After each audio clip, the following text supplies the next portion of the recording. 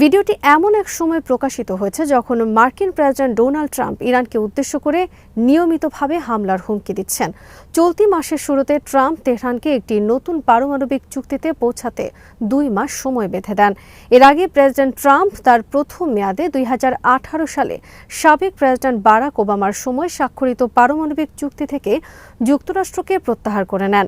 Trump আরও ইঙ্গিত দিয়েছেন যে হুথি বিদ্রোহীদের বিরুদ্ধে চলমান অভিযানেও ইরানকেও টার্গেট করা হতে পারে, যেহেতু ইরান এই বিদ্রোহীদের প্রধান পৃষ্ঠপোষক।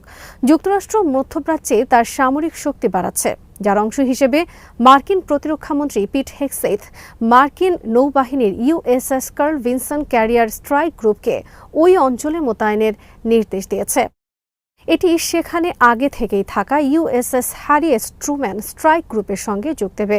এছাড়াও হিল এয়ারফোর্স বেস থেকে অন্তত 1 ডজন F-35 যুদ্ধবিমান সম্প্রতি ওই অঞ্চলে পৌঁছেছে বলেও জানা গেছে।